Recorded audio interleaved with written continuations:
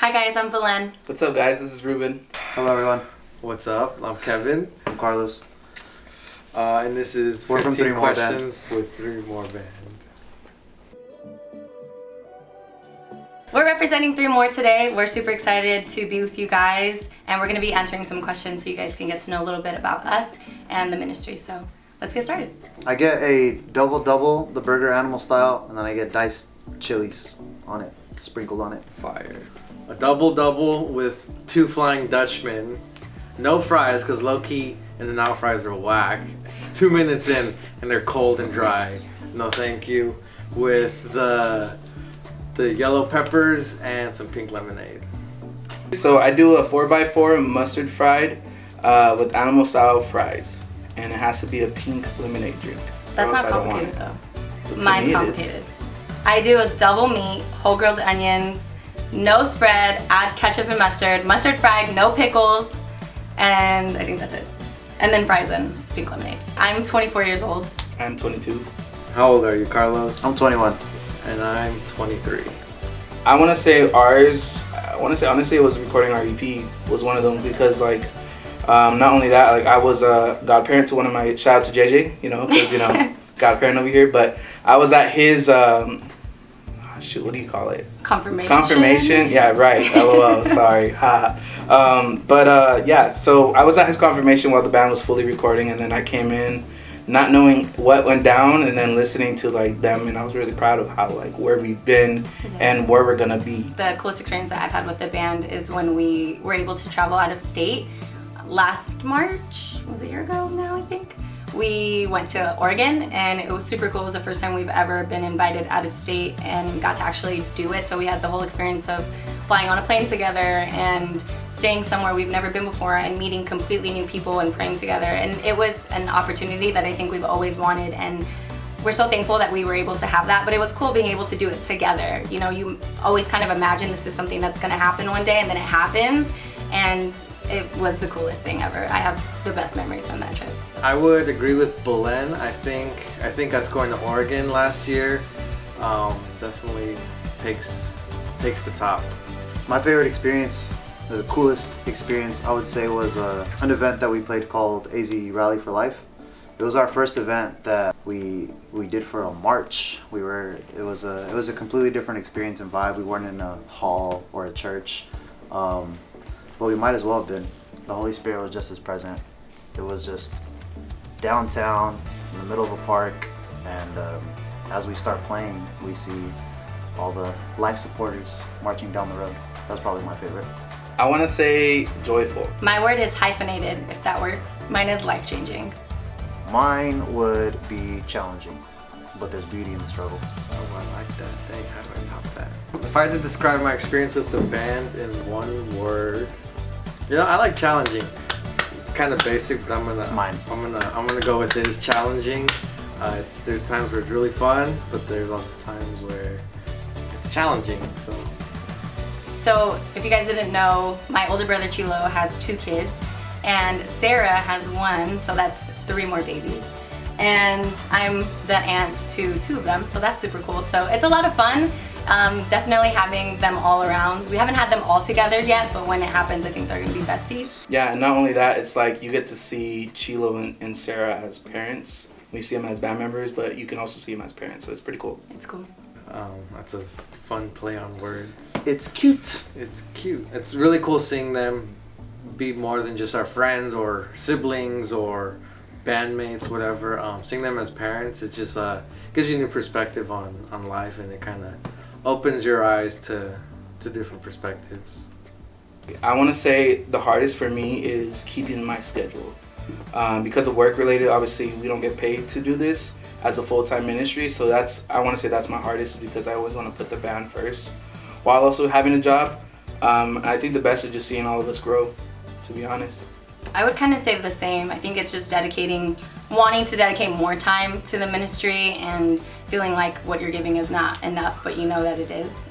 So I think it's just finding time to just do more for the ministry is the hardest part, and then the best part would be just being around a group of people that love you and want the best for you and want to see you grow, and we've really become a family. I mean, we're basically family, the majority of us, but we all are now, and it's really cool to have that in your life. I think the best part is pretty obvious. It's worship. It's when we get to worship. You know, when we're up there, just doing what we're called to do, and hearing you guys worship with us, I think, is easily the best part.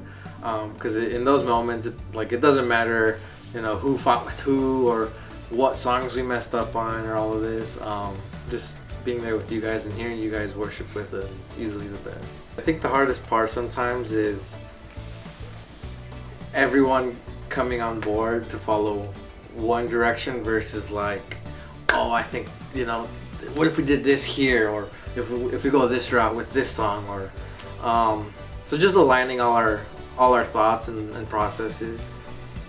Probably hearing how much my mom loves that I'm in a praise and worship ministry.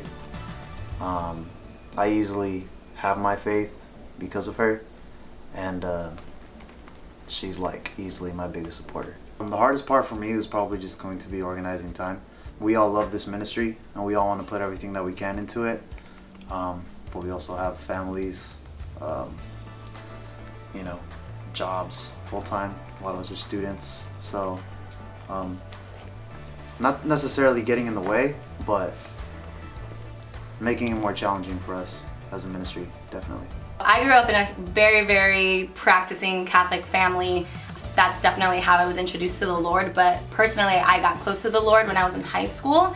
I started coming to the youth group at St. John Vianney, the parish where I come to, and it was then when I experienced the Lord one-on-one and started building a relationship with Him. But if it wasn't for the introduction from my parents from such a young age, I don't know if that would have happened. So it definitely has had a domino effect on my life.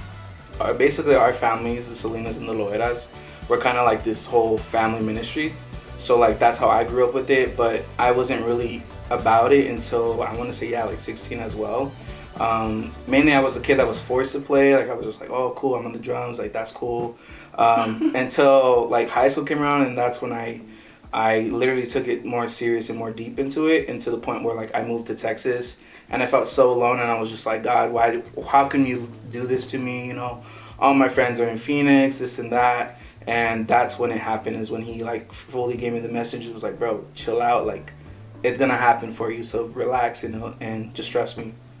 Like I mentioned previously, my mother's the reason I have the faith, so she introduced me to youth group, and of course took me to like Saturday classes or whatever so I can learn about my faith, so it all comes from her.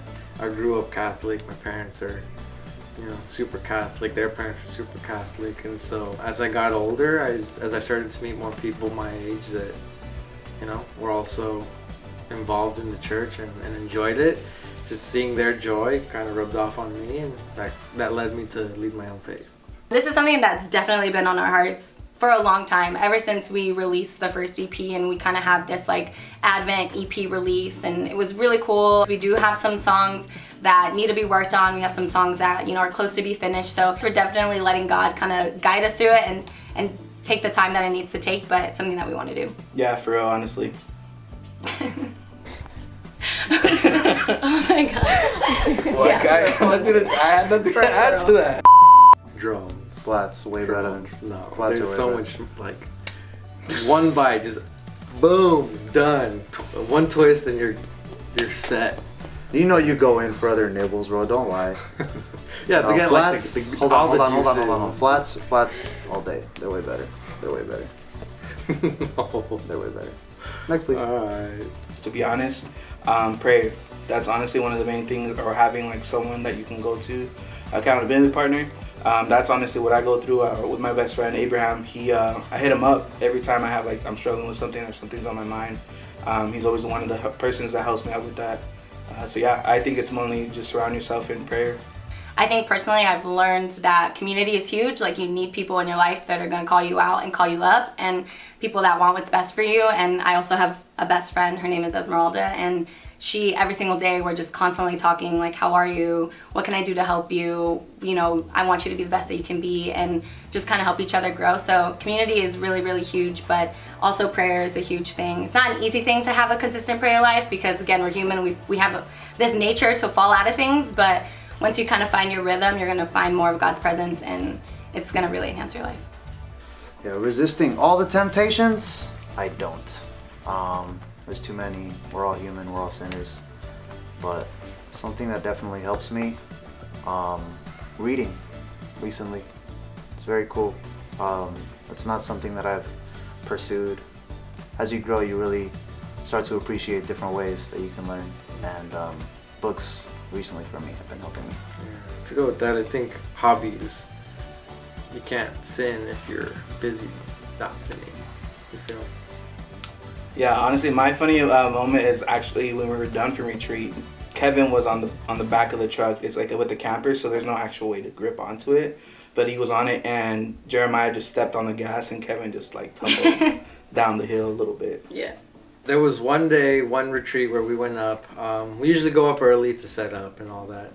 And we found those like, I know everyone knows what I'm talking about, those scooters from like first grade. So we found like one or two of these attached to like a really, really long rope. And we had an empty hall with no one around. Oh, yeah. And so we kind of just like, it was like, bro, you won't get on it. And so we hopped on and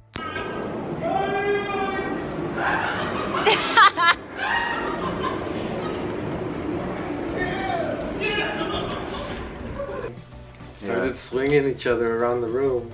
That was fun. It's more of like sunflower seeds, lime Gatorade, and that's about it. Or and gum. Gum. Air freshener, probably, for the car. Music, a fire DJ, Gatorade or like some kind of drink, QT, the buffalo chicken, like the buffalo chicken taquitos with the nacho cheese. Everyone Oh just my gagged. gosh. I love those so much. So I drink black coffee. That's lately what I've been doing, whether it's hot or iced, or sometimes I'll throw like some honey in it just to give it a little bit of flavor. I'm not into sweet stuff, so. Mine is a strawberry peach mango lemonade, iced. For me, small triple iced black coffee with some sugar.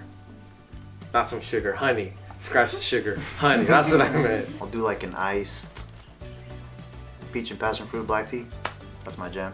Mine is mainly prayer, community. I take the time to like really be serious about it and like be quiet and just listen and see what the Lord wants from me sometimes. We're moving people, so we move a lot. We have a lot of things to do, and sometimes we forget about just being centered with Christ sometimes, and that's usually what I do is just be like, just sit in a quiet room and try to be as quiet as I can to hear the Lord. Find God in every moment. Like it's really easy to think that you can go and find God in adoration, right? Or you can go to Mass on Sundays or go to daily Mass and find God there, but you can find God in your car. You can ask God to be with you in your room. Just call out to God and be like, cool, like this is where I'm at right now. Meet me here in this place and allow me to feel your presence so I can just let go what's on my chest, or just like thank you for whatever just happened. And just, I think that's a really good way to maintain your relationship with the Lord, is just remembering you can find God anywhere. You don't have to wait to be at church. Yeah.